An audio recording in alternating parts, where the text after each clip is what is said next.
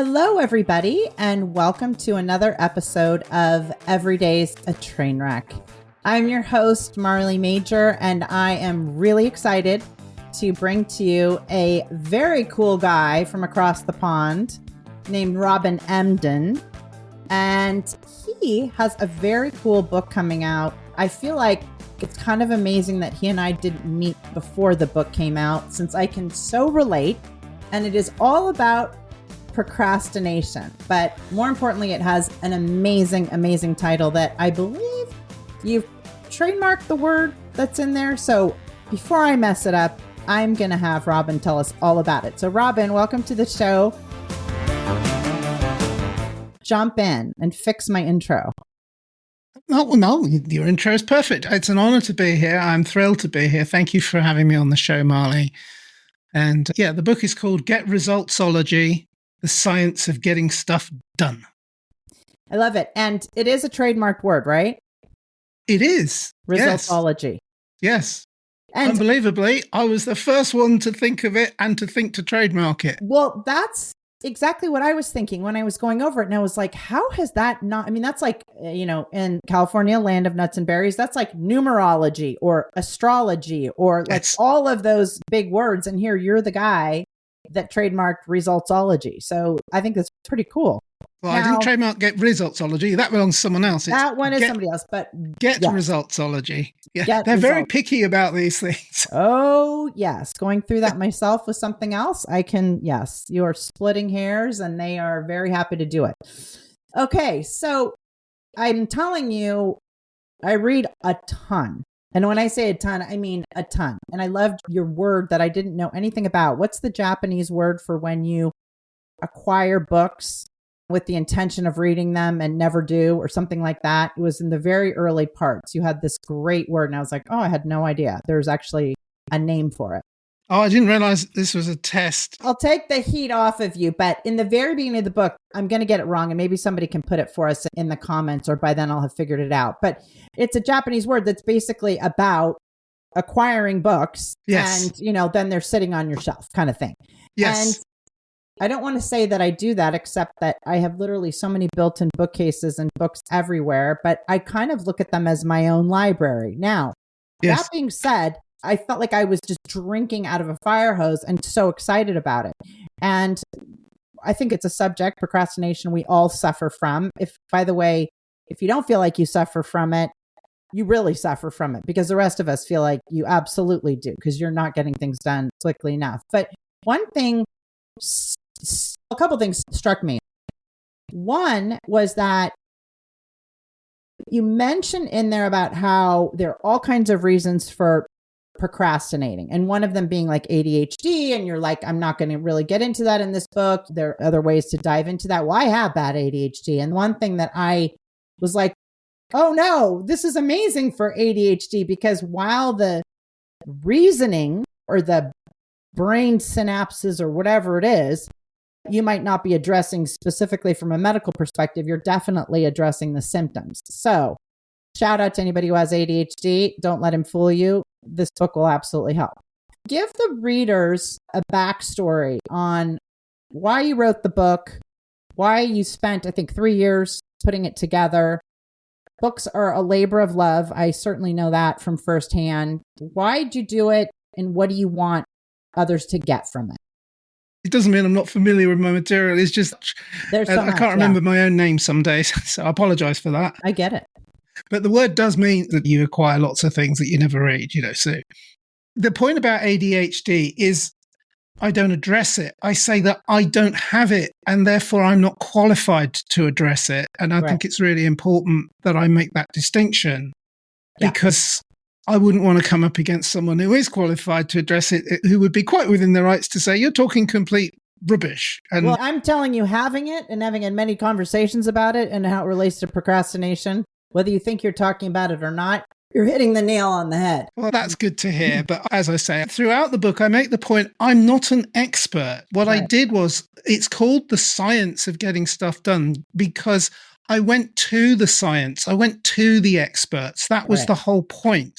That was the origin of the research, was to look at the research. And I discovered very quickly that there were over 900 research papers done in a 10-year period in the early 2000s, just as a sample of how much has been done into the study of productivity and procrastination. There's a reason for that, which is, if you think about it, the biggest group of procrastinators, identifiable group of procrastinators in the world, are students. And where do students hang out?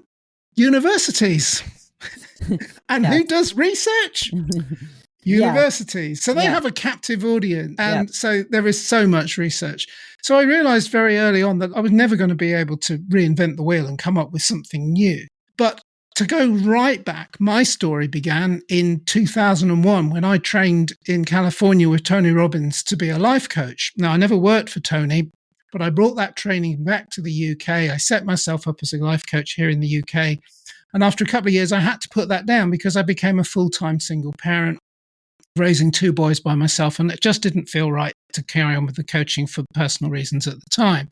Fast forward to 2019, and after proudly telling my brother over a coffee that I'd finished my psychology, philosophy, and history degree, hooray, I've finally finished my education. 10 years, I said. 10 years. Trust me to take 10 years to do something I should have done in 6. And he said, yeah, why was that? And I said, procrastination. And I thought, oh, no. So anyway, changed the subject. But then driving home, I was thinking about it, and I thought, hang on a minute.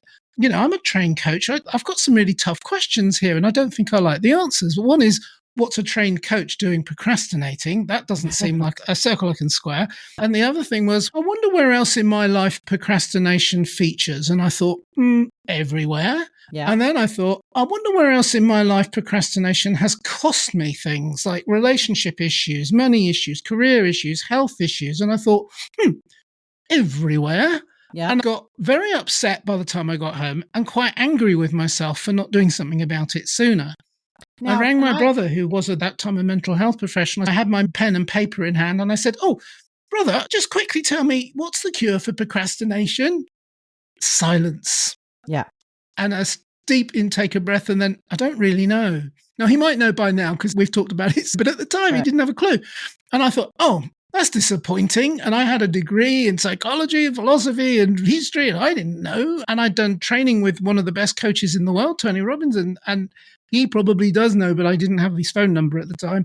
Right. So, and I thought, okay, I need to research this. And I quickly discovered through the power of COVID, which locked us all down for months at a time, that I had lots of time to do the research. So I started looking at what's actually out there. And I didn't go and read all 900 papers, but I did read about the conclusions. I read some of the more significant papers from my perspective, but I read about them from the inquiring mind of other professors, not other, but genuine professors in the industry, in the business, as it were. And the result was this book. And as I was writing the book, I realized that I needed to take the science and make it accessible, because I'm not a scientist and I don't profess to be a scientist. It's ironic I've come up with an ology as a book title. I mean, to give you an example, when I was at school and I did my final exam at school in biology, which was my best result, I got 9%. And that was because I spelt my name right. And my teacher took pity on me. Well, he didn't answer any of the questions, bless, but he did spell his name right and he did turn up. So I got 9%. Wow. I didn't get any of the questions right. Didn't answer any of them. So I'm no good. My mind just completely clouds over. Like I can't remember the word, that Japanese word off the top of my head, because it's like, oh no, that's a word I've got to remember. And I'm rubbish at that.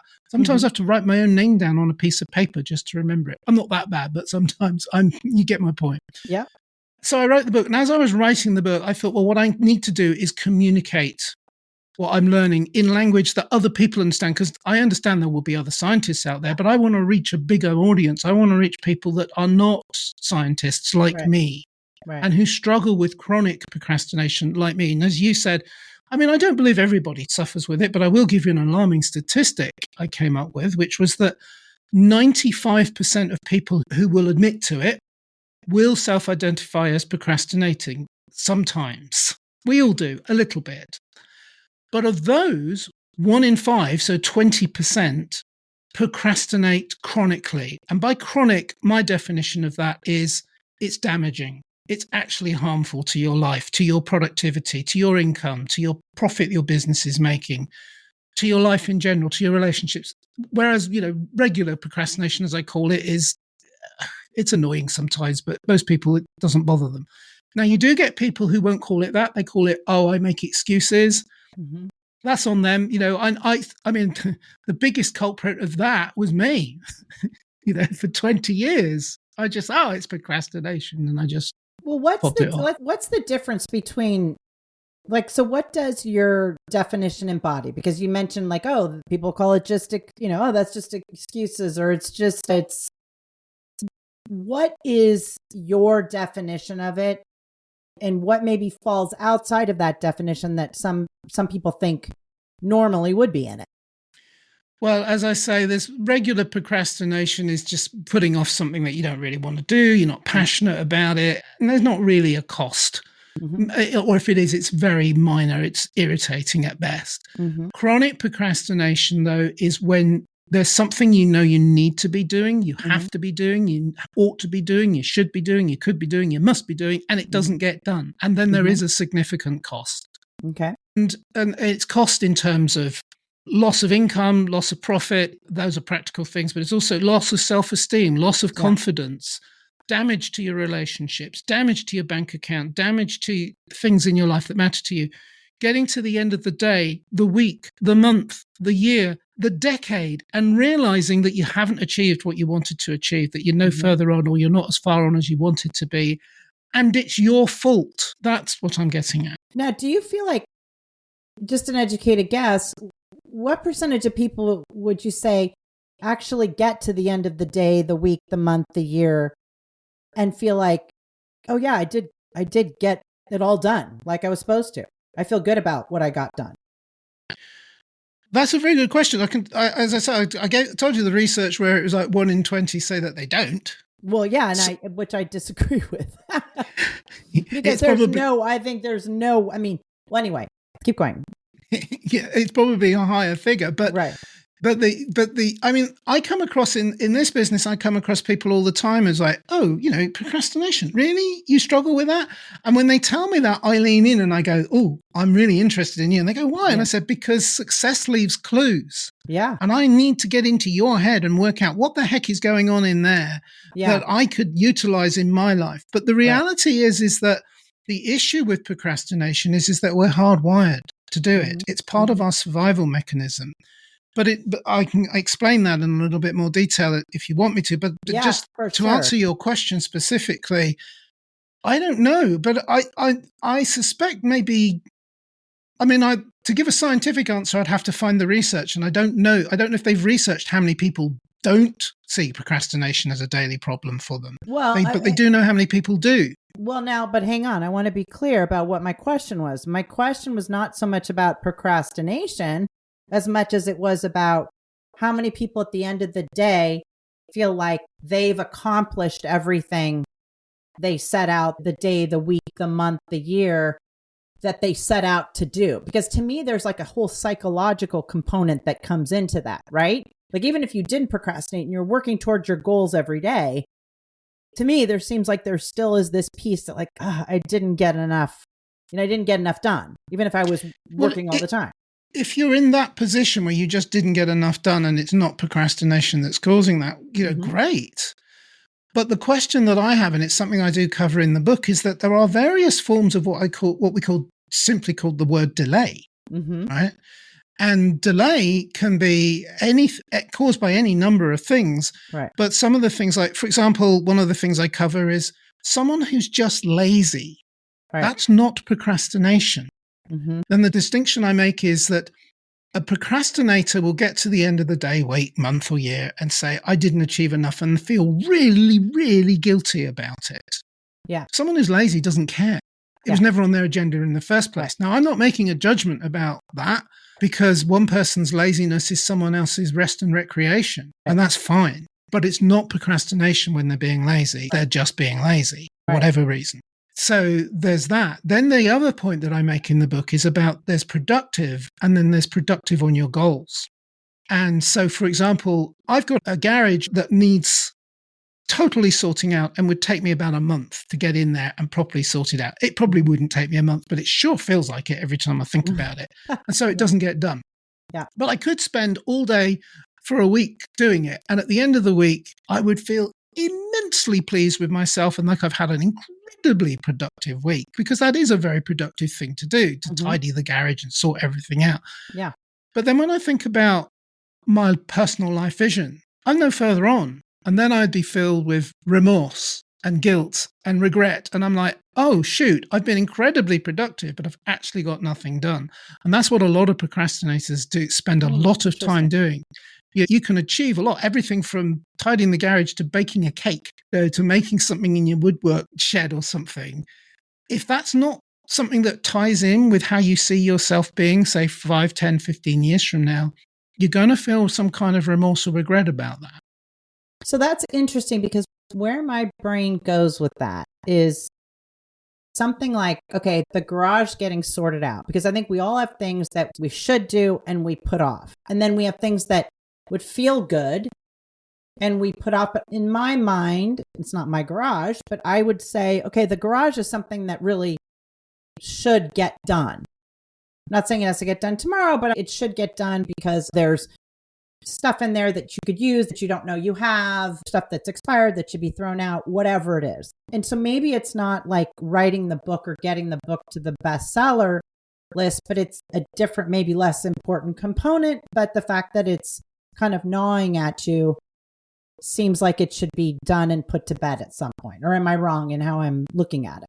No, people are never wrong in the way they think, in my view. It's just sometimes you might need a little course correction and sometimes you just need another perspective. So let me give you another perspective, which is that, now you might think with my background in coaching that I'm a big fan of goal setting. Actually, I'm not. I don't like goals, and I've instinctively always kicked against goals. And that's because for me, goals are problematic. So they don't generally work, is what I'm trying to say in a roundabout way. And if you don't believe me, just ask yourself what happens to all those New Year resolutions that people set for themselves. Every year, year in, year out, decade in, decade out, by the first or second day, they're starting to waver. By the end of the month, it's completely gone. They failed again, right? And I actually mentioned in the book, like the gym industry is built around the fact that people set goals. I'm going to get fit and healthy this year. Not only do they not go to the gym very often, but a very large percentage of them never even set foot in the place after they've signed up to years of contract and sending the money to the gym. The whole industry does very well out of that little feature of human personality. So what is the issue with goals? And that was one of the things that I found when I was looking into it, which was the scientists found that goals themselves are problematic because they set up a feeling of obligation. And obligation sets up a feeling of stress. And when you get stressful, you go into what's called threat mode. So I'm going to get a little bit technical here because that segues nicely into, I said to you, I was going to explain a little bit about what causes us to procrastinate, if that's okay. Yeah. So basically your brain operates in two different modes, threat mode and reward mode. Right? Now, that is because your brain has two functions in your lifetime. The first is your survival, and the second is your procreation. And the rest is just bonus material, right? You have to survive and you have to procreate. That's what your brain's job is all about. That's it. So inside our brain, we have two areas of the brain. One's called the prefrontal cortex, which is the newest part of the brain in evolutionary terms, and that's right at the front of your brain. And deep inside the brain is the oldest evolutionary speaking part of your brain, the limbic system. And the limbic system is where we get our fight, flight, and freeze response from. And it's incredibly powerful. It has to be. It has to be ready to run at great speed instantly from a man-eating tiger or a lion coming at you. Right? That's its job. Right? And it overwhelms you. It brings out the warrior in you that says, I need to fight this or run for this or freeze, curl up in a ball like a hedgehog does, right? I have to do something. And it has to be an instantaneous reaction, right? But at the front of the brain is the prefrontal cortex. Now in there, that is where resides the more rational part of yourself, okay? Now, as I delved deeper into the science, I realized that this was all controlled by what scientists call, the neuropsychologists call neurotransmitters, right?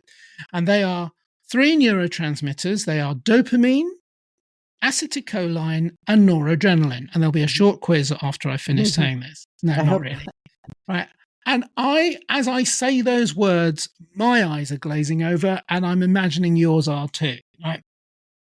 I realized I need to explain this in plain English, because those 3 neurotransmitters must be present if you are going to be in your absolute peak productive state. You can be in less than peak productive state. Right. Of course you can. But to be peak productive, you need those 3 neurotransmitters. So I have called dopamine the conductor, and he or she or they lives in the prefrontal cortex. And it's like the conductor of an orchestra, bringing all the different instruments of your mind together in one place, which without the conductor would be a cacophony of the most hideous sound. But with the conductor composing and bringing you all together, you really make music. They could also be the captain of the ship, I suppose. Same kind of thing, but I think the conductor analogy works just ever so slightly better. Then you've got the scholar. Now, the scholar is all about focus. And that neurotransmitter is the acetylcholine, right? And acetylcholine naturally occurs in us as children, but by the time you've reached adulthood, it's not naturally occurring at all. Your body has to make it on demand. Otherwise, it's just not there. It has to make it up as you go along, which is very frustrating. But when you think about it, children, survival mechanism, they have to learn really fast. Right. So when you're a child, you learn language, you learn to walk and then run, you learn all the skills that a child learns. Although it takes years, it's never a time in your life when you ever learn as much as you do as when you're a child, which is all about survival. When you're vulnerable and you have to reach the point where by the time you're a teenager, you can leave home and look after yourself. And ironically, the conductor is still not present when you're a teenager because the prefrontal cortex doesn't finish forming until you're about 25, which is why students procrastinate so much, because the rational part of their brain is still not fully formed, right? Right. So the scholar, though, is focus. You've got to have that focus. So, like, for example, I experienced it earlier today. I was doing something on the internet and I was working away and I thought, oh, gosh, I've got to take the bread out of the oven in 15 minutes time. And I started focusing on something I was doing online. And 10 minutes later, I looked at my watch and half an hour had gone past. And, oh my God, the bread. And I was like, wait a minute, was that half an hour? And I knew in that moment that I'd been completely focused on what I was doing and completely lost track of time, which is brilliant from a productive point of view. It wasn't great for the bread, but they did survive, in case anyone was worried about my bread. So you need the scholar. And then the final one is you need the fun-sized warrior. Now, not the warrior I mentioned just now, which is in your threat modality, because when the warrior comes out, you've got a problem. The warrior is very dominant. And it also brings with them another neurotransmitter called cortisol, which prepares you for flight, fight, or freeze. But it shuts down the prefrontal cortex, not completely. I don't know how much. I'm not a scientist. But basically, the conductor is told to go and have lunch. And you don't want the warrior. But the fun-sized warrior, you definitely need the fun-sized warrior, because when he or she or they is around, they are causing you just a little bit of stress, a little bit of anxiety, so that you're on the edge of your seat type of anxiety. As James Clear says in the Goldilocks principle, he talks about it's not too little, not too much, just enough. And when you've got that going on, then you are excited about what you're doing, you're interested, engaged, you're able to focus because the scholar is there, and you're able to do the thing that you set out to do because the conductor has a plan. Right? Okay. And that's essentially what my system is all about. And the other analogy I use, just to keep throwing you, because I try to keep throwing out analogies and metaphors to help people to remember this. If you've ever owned a vinyl record collection, then you will know all about how the needle has to get into the groove of the record, which is spinning at 33 revs per minute, so that you can hear the music. And my music is about being productive. And you have to get into the groove, like the Madonna song, right? You have to get into the groove. And it's the conductor, the scholar, and the fun-sized warrior that gets you into the groove and keeps you there.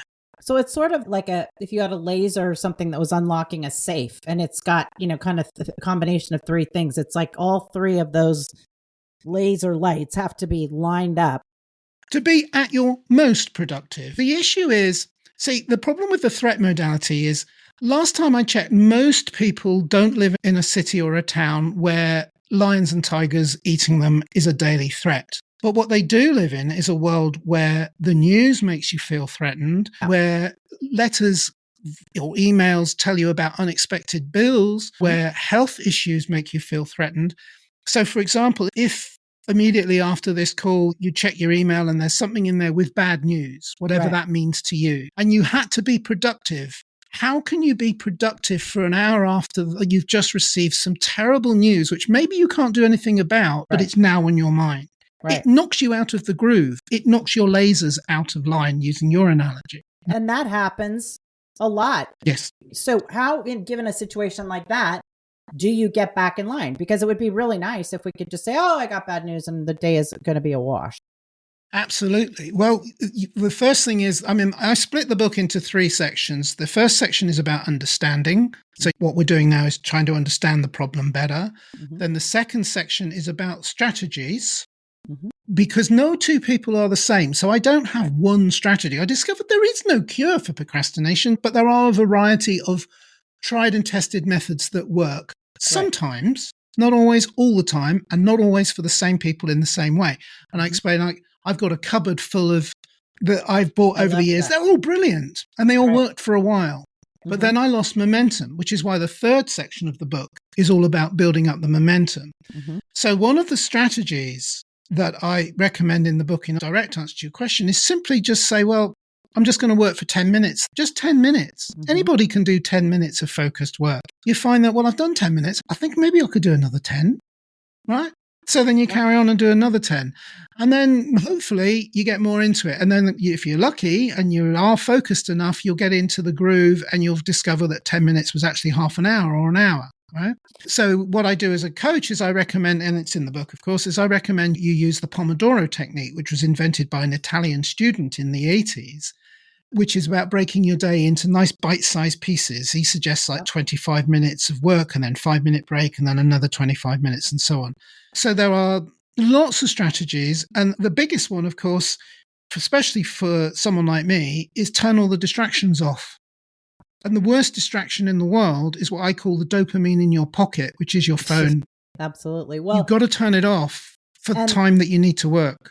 Depending on kind of what frame of mind you're already in when you get that news. Like, let's say you didn't get as good a night's sleep as you should have, or at least this is what triggers me. So let's say if I call it like, if I'm hungry, I'm tired, or I'm overcaffeinated, we are already not at a baseline, right? I'm already much more susceptible to not being productive or having something that might even be kind of like not even a quote bad email, just kind of, something where you were agitated and took it the wrong way and let it totally derail you, right? I think I love your strategy of, just doing it. Could you just do it for 10 minutes? And sometimes I just say to myself, oh, hey, listen, can you just do it for can you do it for 2 minutes? Well, of course, my answer to that is I can even do planks for 2 minutes if I have to, as much as I hate them. But then you're right. Once you start doing it, I'm trying to think of a time because I have to use all these strategies myself in order to be a productive member of society with such bad ADHD. But I'm trying to think of a time when I didn't say, just do it for 10 minutes, 2 minutes, whatever it is, where I haven't continued. I don't think I've ever said abort. Now I'm not going to do it. I will always continue for some decent amount of time after. Do you think that happens with most people? Or is there a good portion of people who really say, okay, it's been 10 minutes, I'm not going to do anymore? Well, I want to take you back to how you started that, which is how you set up the situation where everything was not right at the beginning of your day. Right. So one of the things I recommend is that you create a better start to your day as a routine. Okay. So you spend, I was a single parent for many years. And so my start of the day is, Dad, I can't find my shoes. Yes. Right. Oh, yeah. And then, sit down to do some work. The phone rings. Oh, this is the school. Your son hasn't brought their packed lunch in. Right. So dad has to rush off to school with their packed lunch. And oh no, another hour of my day gone, Yes. right? But so what I taught myself, even then, because I kind of instinctively knew this as well, was that I need to get up an hour earlier to spend some me time before the kids get up. Yes. Now, I know that sounds awful, but it just means I had to go to bed an hour earlier. And in the evenings, personally, I'm just like vegetating on the sofa, getting ready for bed. So going to bed an hour earlier doesn't make a lot of difference to me personally. But getting up an hour earlier before the kids got up, huge difference. I meant I could prepare myself mentally better for the day. Now, if that's not possible, or if during the day something happens that knocks you into threat mode, which is what we're talking about here. Right. Threat mode is all about survival and nothing about being productive, other than the productive thing is to survive. Well, I don't know about you, but one of the most key features of my life to survive is to make enough money to live on. So that's not very helpful when threat mode throws me off that. So what I would recommend there is sometimes it's just necessary to break the pattern.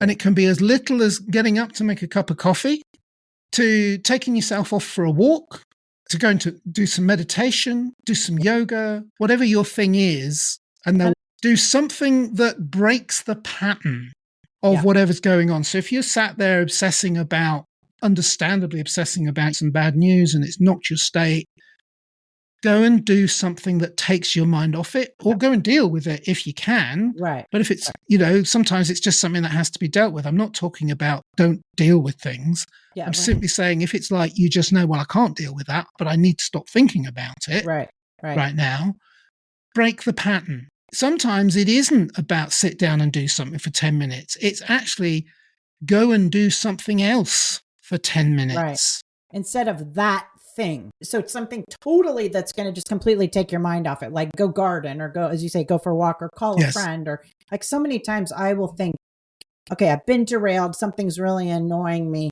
And something will happen that's really funny. And I find like I just get off on a totally different direction, and I completely forgot whatever it was I was annoyed about or not focusing on or not handling. And it's like a little bit of a game.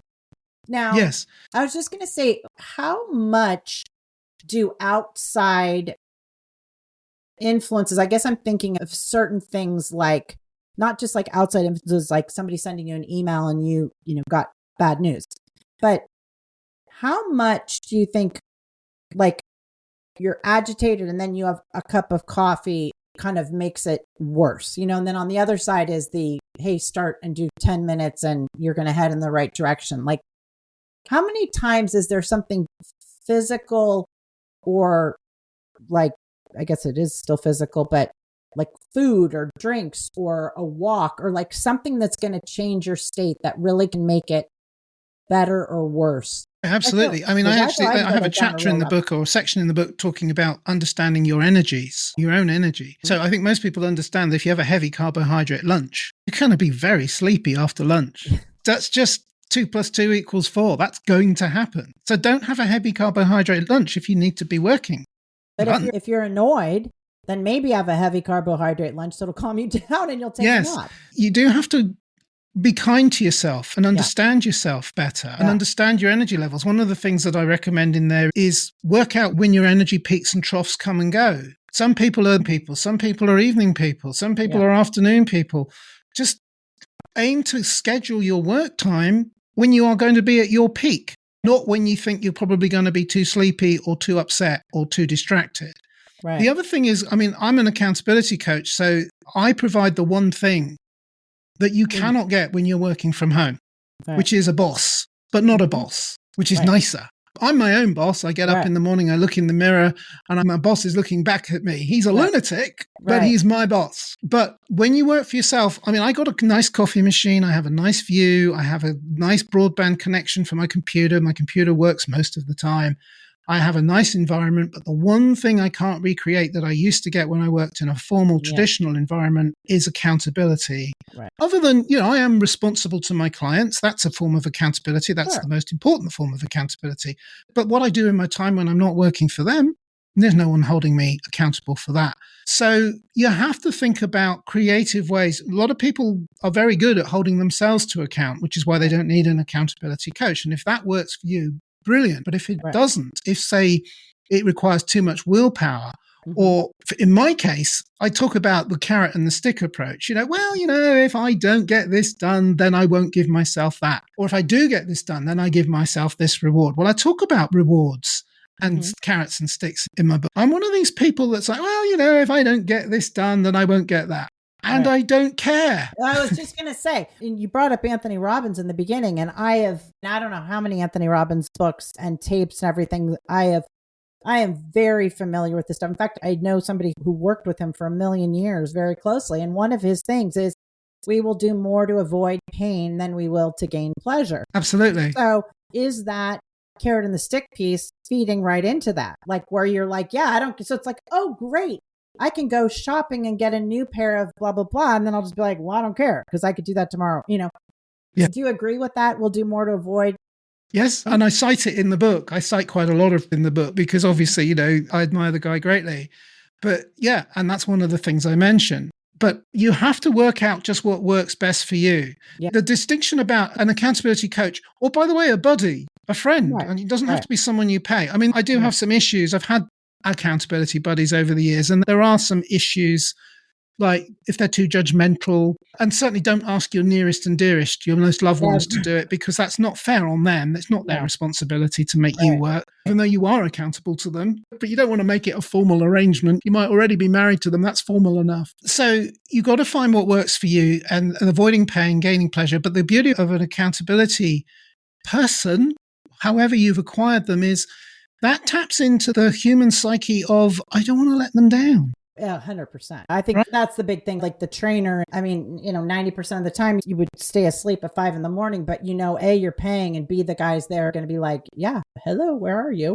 All of a sudden. That's why one of the things that I do, I do podcasts. And if another accountability coach said to me, can I be on your podcast? I would say, absolutely, not a problem. Because I know, and hopefully they understand too, that there will be people that will want to be held accountable by them and not by me, and vice versa. And that's just a personality thing. There's nothing you can do about it. There are people listening right now, if they haven't tuned out yet, who cannot stand listening to me. And there are people that are enjoying listening to me. And I can't control that. Yeah. Well, that's a basic marketing branding thing too. It's like brands you connect with, or that's the whole psychology of marketing and all those Coca-Cola or Pepsi-Cola. Exactly. And people will have very, almost like it's factual, and they're, proving something in probably strayed a little bit off there personally. But the point is that that is the thing that you cannot recreate in the home-based office, is someone that for example, let me just go back to the goal setting. It isn't that I don't set goals with my clients, but because they set up this obligation, which sets up a stress level, which is not helpful. Right. What I do instead is I recommend they come up with a personal life vision. The simplest example I can think of is, say you want to be a doctor. Say you want to be an oncologist. Now, in England, there's 7 years of training just to become a doctor, and then it's going to be at least 7 or 8 years before you can even begin to say that you're an oncologist, more training and more work in the field. So you're looking at a 15-year goal, or as I call it, a personal life vision.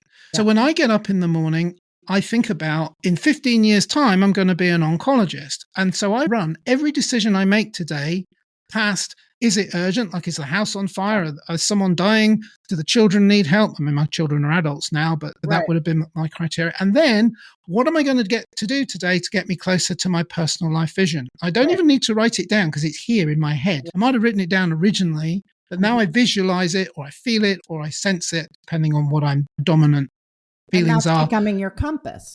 Yes, exactly. Or as I call it, the guiding star that guides the ship of my life. And I have to think about, okay, what are the milestone goals that I need to achieve this week, this month, this year?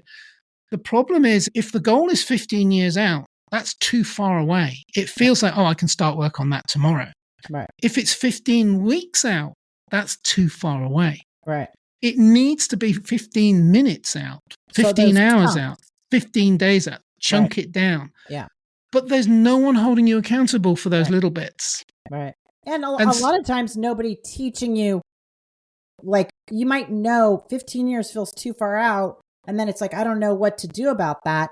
But then enter somebody who, has studied this and has a strategy and can come in and say, well, here's why it feels too far out and you're not going to get anything done because you can't even figure out what should be the next step. But then you get somebody who's actually chunking it down and is like, okay, what should happen today? And then Yes. I assume you get that dopamine hit from crossing something off your list. Yes, exactly. Exactly. The fun neurotransmitter. It's always about the dopamine. Yeah. But also, you see, the point is the best analogy, which is why so much research has been done into this, is students. You know, if you give a student a 3-month target to complete a module and get an essay done on it, they'll sit down today and they'll come up with a plan. Right? And they'll draw a plan out on their screen or on paper and put it on their wall or on their screen. And they'll come up with a detailed plan. This is what I'm going to do today. This is what I'm going to do tomorrow. This is what I'm going to do next week. This is what I'm going to do. And you know where I'm going with this. 100%. They've got 3 months and they're 11 weeks in and they've done exactly nothing. Right?